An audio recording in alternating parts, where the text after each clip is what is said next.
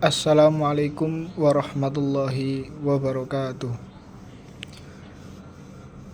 Perkenalkan, nama saya Kelvin Fafas Yunareza dengan NIM I0002500026. Pada kesempatan kali ini, saya akan mempresentasikan analisis hukum mengenai putusan Mahkamah Konstitusi nomor 87 PUU XX 2022.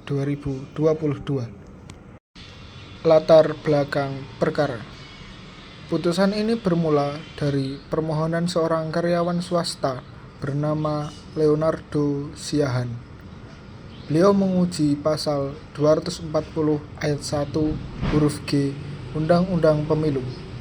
Pasal ini awalnya membolehkan mantan terpidana dengan ancaman 5 tahun atau lebih untuk langsung mencalonkan diri sebagai anggota legislatif, asalkan mereka jujur dan mengumumkan ke publik.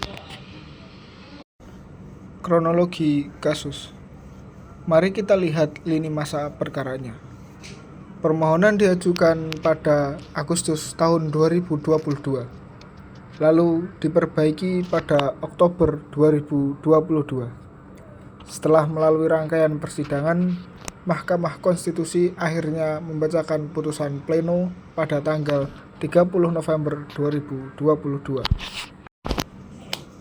Duduk perkara dan alasan pemohon. Kenapa pasal ini digugat? Pemohon merasa khawatir jika tidak ada batas waktu yang jelas. Parlemen kita akan diisi oleh caleg yang tidak berintegritas. Pemohon juga menilai aturan ini memberikan celah bagi mantan koruptor dan berpotensi meninggikan angka golput di masyarakat. Kedudukan hukum atau legal standing. MK menyatakan bahwa pemohon memiliki legal standing atau kedudukan hukum yang sah. Sebagai warga negara yang memiliki hak pilih, kekhawatiran pemohon akan potensi kerugian hak konstitusinya dinilai masuk akal dan memiliki hubungan sebab akibat dengan berlakunya pasal tersebut. Analisis negara hukum material bagian 1. Sekarang kita masuk ke analisis teori. Yang pertama adalah konsep negara hukum material. Konsep ini menerangkan bahwa hukum tidak boleh hanya sekedar tunduk kepada prosedur formal atau teks tertulis saja, melainkan harus mengejar keadilan moral yang substantif untuk kepentingan masyarakat luas. Analisis negara hukum material bagian 2. Dalam putusan ini, MK menerapkan prinsip negara hukum material tersebut. MK melihat bahwa pemulihan hak politik mantan terpidana tidak boleh mengorbankan kepentingan publik yang lebih besar, yaitu hak masyarakat untuk mendapatkan masyarakat yang bersih, jujur, dan berintegritas.